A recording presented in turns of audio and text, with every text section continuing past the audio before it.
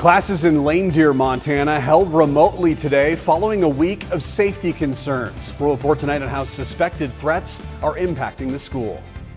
Dozens of animals rescued in Cascade County now need foster homes. I'll explain how you can help the Animal Adoption Center at a time when that support is especially crucial. Montana's Attorney General says our state's crime lab needs help. I'll report on the facility's need for resources. NonStop Local starts right now. Ben Weinman and Mark Hako, bringing you the content that connects our community. You're watching NonStop Local Montana at 5.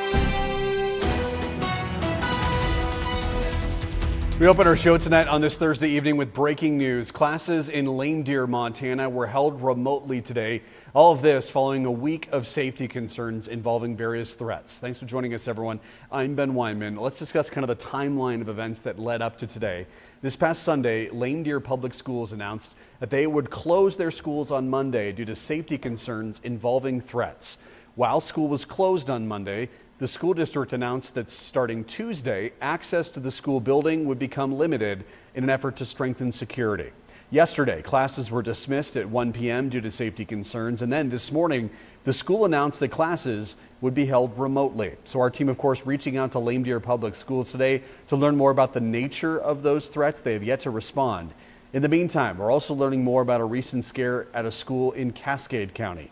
The Cascade County Sheriff's Office says a U.S. Border Patrol operation took place near Vaughn, Montana today. During that operation, Vaughn schools were placed at a shelter-in-place status to ensure the safety of the children and staff. The shelter-in-place has since been lifted, and Border Patrol has concluded their operations. Tracking crime tonight up on the High Line in Havre, U.S. Attorney's Office, District of Montana says a local resident who illegally possessed firearms was just sentenced for his crimes. According to court documents, last year in September, Emil Lundstrom was caught with multiple firearms in his possession. Lundstrom was not allowed to own guns because he was on probation. This year in May, Lundstrom pleading guilty to prohibited person in possession of a firearm. This week, he was sentenced to 2 years in prison and 3 years of supervised release. Also tracking crime out of Poplar, Montana tonight. The U.S. Attorney's Office, District of Montana says 2 men just admitted to sexually abusing a woman. According to court documents, this year in January, Chandler Longtree and Peyton Montclair invited a woman to Longtree's home. There, the 2 sexually assaulted their victim. This week, each of them pleaded guilty to 1 count of sexual abuse. Sentencing is set for January 21st of next year. And then up in Whitefish tonight, police say they've arrested protesters who blocked a Border Patrol vehicle. Police say 3 people were locking arms in an effort to block Border Patrol vehicles from leaving their facility this past Tuesday. All of this after the protesters were instructed not to block the vehicles. Officers report arresting these demonstrators without any issues. And they say they're still investigating an accusation that a protester threw plywood at one of the Border Patrol officers. Well, in depth tonight, fentanyl seizure numbers, they are down in Montana this year, but overdoses are up. Fentanyl-leaked deaths are on pace to break records here in Montana, and keeping up with this deadly trend is overwhelming the Montana State Crime Lab, according to the state's Department of Justice. Our Ian Ovano reporting tonight from Missoula. Well, Ben, it was just 2 days ago where Attorney General Austin Knudsen was touring the state crime lab with legislators. And while he says Montana is still seeing narcotics, it's beneficial to have these conversations now for the state's safety. The legislature, as always, is a big partner for us in these things. We're always asking them for more resources for law enforcement. At some point, we're going to need more resources here at the state crime lab. We own this building.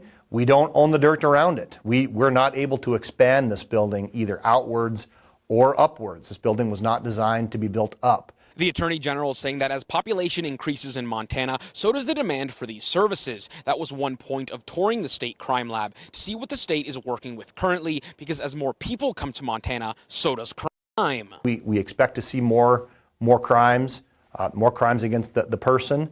That means more demand for forensic pathology and for autopsies. So what do those narcotics on Montana's streets look like? While the Attorney General says it's an encouraging sign for fentanyl seizures to be down this year, he credits the Montana legislature and Trump administration. Those fentanyl overdose numbers continue to rise. In 2024, there were 55 fentanyl-linked overdoses. Fast forward to 2025, and as of June the 30th, there have been 46, with 34 of those deaths coming mixed with another drug. And while fentanyl remains a top-of-line priority for the Attorney General, he does say there has been some progress in the state, but that there's still more work to do, and that work starts with improving facilities like the one behind me. In his words, just simply at capacity. Reporting in Missoula, Ian Alvano, NonStop Local. For the final time, Ian Alvano reporting tonight for NonStop Local. Ian, appreciate you as a reporter and as a person. Okay, moving on now. Let's talk weather tonight. Montana is currently experiencing a warming trend as we have a couple more days left of summer. Let's bring in meteorologist Mark Haka tonight. Mark, I know you're Xing every single day on the calendar as we get closer and closer to the first day of fall on Monday. We have beautiful weather. We really do. The next couple of days, and then summer ends late Sunday and fall arrives Sure. Monday. We're going to have a transition into a cooler, wetter weather pattern. So enjoy the next couple of dry days here in the West. And when it becomes fall, that's when you want to switch, right? Absolutely. You don't want to have 80 degrees in fall. Come on. Correct. All right. Good evening, everyone. West of the Divide, we are going to have a couple of above average days with temperatures. East of the Divide, actually near normal. We ought to be in the 70s. Let's take a look into Missoula. Missoula is kind of the warm spot in the state right now. Outstanding evening as we look into downtown Missoula. 83 there. Boy, we ought to be in the 70s. Now, we are in places like Great Falls, 78, 77 Billings. 83, as I said, Missoula. 89 out in Lewiston. Billings, 77. 60 in Jordan. There's a reason why it's cool in Jordan. It's because of thunderstorms. Outflow winds right in the Jordan area. Pretty strong storms to the northeast and east of the Roundup area. All right, hey, the weekend is almost here. The last 3 days of summer. A cooling trend begins Sunday in Kalispell, but look at that, 2 days of 80s. Same thing in Missoula, 2 days of 80s, and then temperatures will be cooling more to normal. Butte, you're going to cool from the 70s Friday and Saturday to the upper 60s Sunday. Bozeman, you're going to warm to 80 Saturday, cooling to 75 on Sunday. Helena, you're going to be up to 82 Saturday, then a cooling trend begins Sunday. Great Falls, 80s Saturday and Sunday. Elsewhere, same thing, 80s the last 2 days of summer in Glasgow. So in the eastern part of the state, it's actually going to get warmer by Saturday and Sunday. Same thing in the Miles City area, 80s for Saturday and Sunday. Billings as well, 80s. So enjoy the last 3 days of summer 2025. I'll have more. Appreciate it, Mark Haka. Thank you very much. Well, new information tonight, learning more about a recent structure fire that happened in Missoula. The Missoula Fire Department tells us shortly after 10 o'clock last night, they got a call reporting that a garage was up in flames at 730 Hastings Avenue in the Garden City.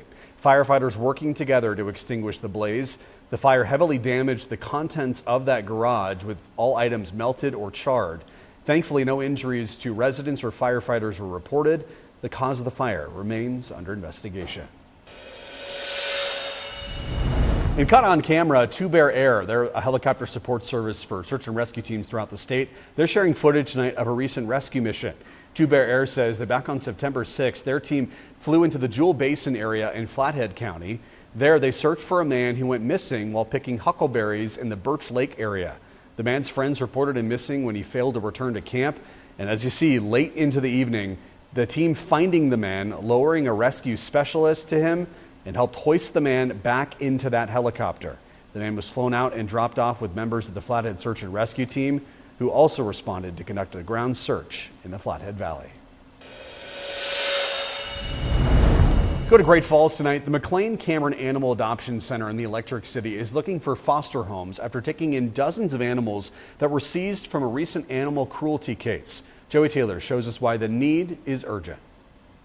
More than 50 cats and dogs were recently seized at a property in Cascade County. Now, most of them are being cared for here at the McLean Cameron Animal Adoption Center.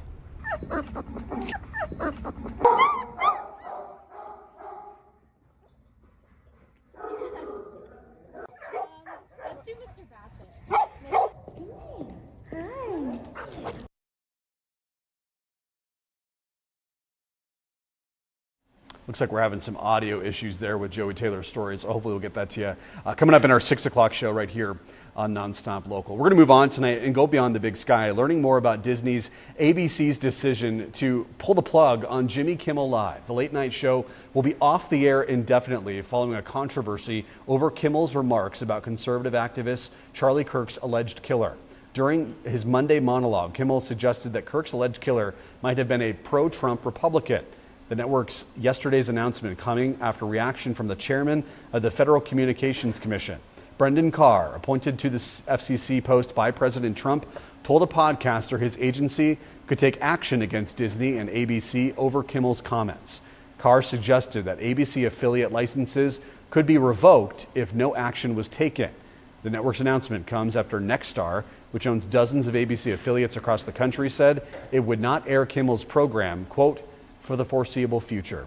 This decision garnering nationwide attention, enough for President of the United States to weigh in on the matter. Here's what President Trump had to say regarding Jimmy Kimmel. Well, Jimmy Kimmel was fired because he had bad ratings more than anything else, and he said a horrible thing about a great gentleman known as Charlie Kirk. And Jimmy Kimmel is not a talented person. He had very bad ratings, and they should have fired him a long time ago. So, you can call that free speech or not. He was fired for lack of talent. And you see the British flags right there. Those remarks were made during President Trump's visit to the United Kingdom. During that trip, he signed a, quote, tech prosperity deal with British Prime Minister Keir Starmer. This deal lays the groundwork for U.S. tech companies to invest billions of dollars in the UK for AI, quantum computing, and nuclear energy. 7 decades after British genius Alan Turing pioneered the field, this agreement will also help America and our British allies dominate the future of artificial intelligence. And President Trump is the first foreign leader to be invited for two UK state visits. That trip wrapping up today. Okay, folks, we're just getting started on this Thursday evening right here on NonStop Local. After the break, Mark Kaka returning with a longer look at your forecast. Plus, fall can be a really tough time of the year for allergy sufferers. We'll share some tips on how you can help manage the symptoms over the next few months. Keep it right here. We'll be right back. The new SWX app is here. Download at Google Play or the Apple Store.